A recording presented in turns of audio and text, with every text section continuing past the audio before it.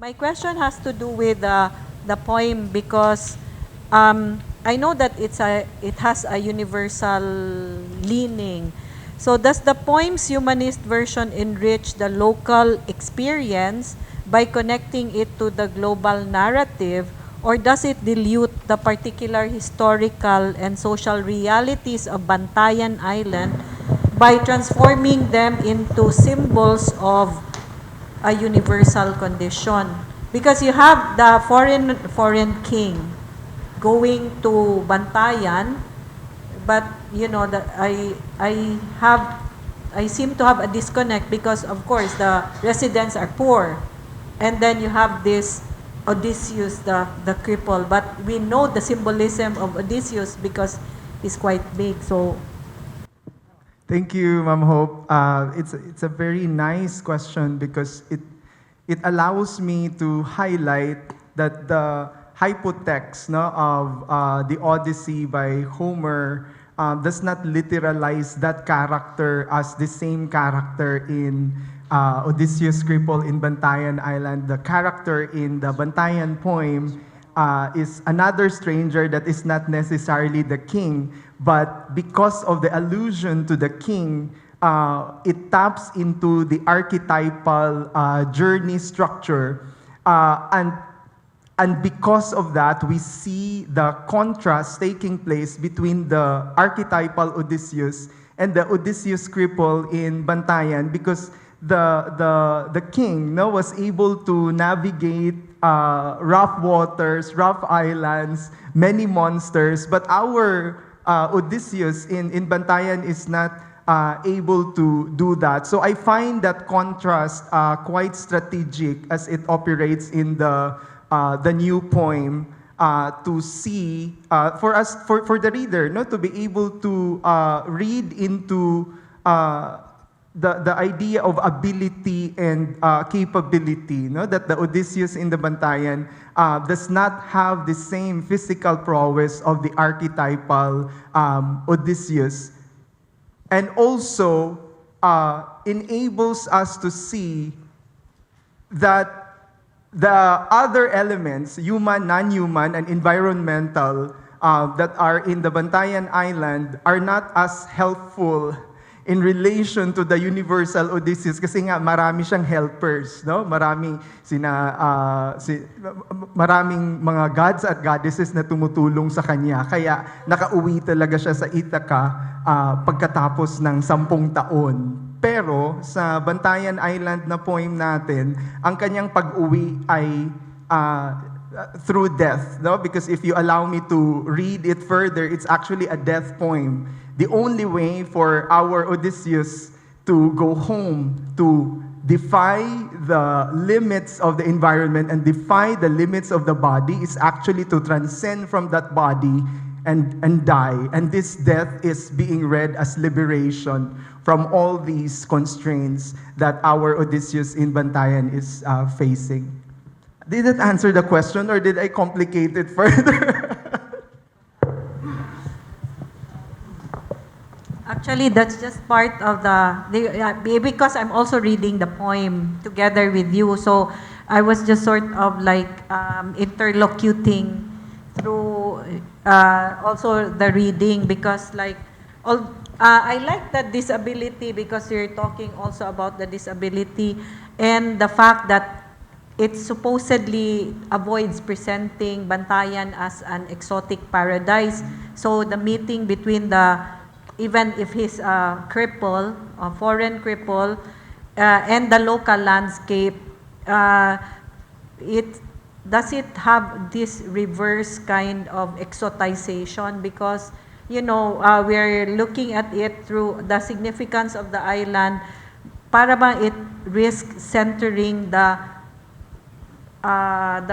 outsiders or the value of Odysseus, kay naamang good siya allusion, no, over the lived experience of the, you know, supposed to be residents in Bantayan, kay dako ra ay ang symbol ni Odysseus. So I guess that's the disabled Western traveler and the impoverished island residents. That is a very correct reading, and that's the other argument that can be made, right? In our treatment of the text. Odysseus is a very loaded image that it can actually collapse, no? The supposedly promising local reading that will foreground what Bantayan Island is in all of its problems and promises. Thank you, ma'am. Hello, good afternoon. I'm Mel Francis Amadora from the University of San Carlos. This question is directed to Miss Eileen. So, Miss Eileen, I was really interested by your study. Kay I also, recently, we also had a study on queer children's picture books. And so, from my understanding, your study focuses on promoting children's picture books on sexual education and queer narratives, yes? This made me wonder if you have ever encountered queer children's picture books or stories that are centered on sexual education. Because in our experience with researching these picture books, the topics focus solely on gender identity exploration. So that's my question. Thank you so much sa question po. Oo, medyo may kakulangan pa po talaga tayo sa mga kwentong pambata na tumutukoy sa sexualidad. Yung mga kwentong pambata kagaya na ako ay may kiki, ako ay may titi, at ang ikaklit sa aming hardin ay mga kwentong tumutukoy lamang paano pangalagaan ang katawan. Pero yung tungkol sa ikaklit sa aming hardin, sir, kung pamilyar ka bag na iyon ay iyong nabasa, parang pinapakilala na dito yung hindi typical na pamilyang Pilipino. So yun lang. Pero tungkol sa sexualidad na tumutukoy talaga doon sa yung tinutumbok, wala pa. Kaya yun yung panawagan, yun yung aking rekomendasyon na sana may workshop na magsasagawa, na magsusulong tungkol doon. Salamat po. Thank you, Ms. Eileen. We have another question from Dr. Basho. Mayong hapon sa tanan. Congratulations, Dr. Garcia, Dr. Tan, Dr. Sir Loyola, and Ms. Ramos. Okay, unahin ko lang kay Ms. Ramos kasi siya yung pinakahuli, no? Yung tanong ko lang kasi as education teacher, as a secondary education teacher before, isa sa mahirap sa atin, no, sa pagbuo ng mga ganyang mga kagamitan ay Tinuturing na tabu. So parang tinatabunan, tinatakpan nga ng DepEd, at siyempre napakahirap, alam naman natin na hindi mo pwedeng sabihin sa exam mo, okay, nakita ko ang, 'di ba, no? So so isang yun siguro, ma'am, no, isang bagay na kinakailangan pang palaliman talaga, at tama yung sinabi niyo na workshop. At para naman sa ma'am, no, anyway, para ito sa lahat na tanong, nakita ko si Sir Dr. Garcia and Dr. Tan and Sir Loyola, no, yung inyong pag-aaral ay nakapokus talaga sa pagsusuri, no, malalim na pagsusuri ng iba't ibang akda. At yung katanungan ko lamang po ay paano ba natin ito mapapalawak ang saklaw? Hindi ko alam kung mayroon na kayong mga libro na maaring magamit po sa kolehiyo, sa mga pagtuturo, no, sa kagaya ng pagsusuring pampanitikan at iba pa.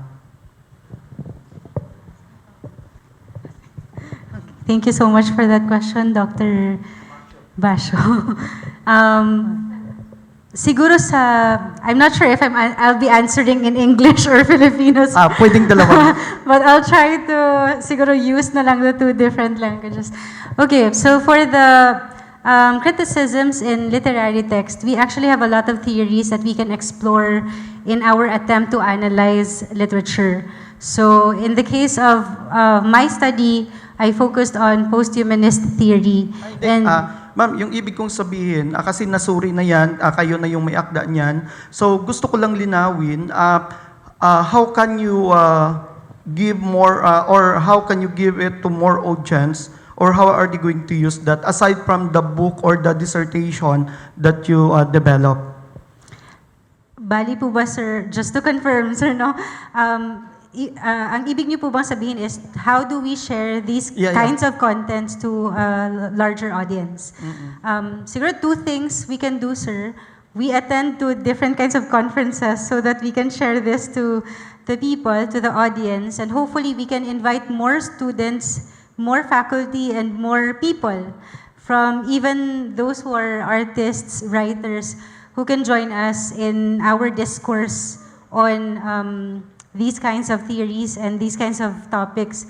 Second is to make sure that we publish our papers as well, because the other access of people to these kinds of conversations or to these kinds of discussion is through the materials that they can find either printed or online. I hope I answered your question. Yes, sir. ma'am, Thank that's you. correct now because I wanted that to be published or of course to be printed to be used in the classroom as well, sir.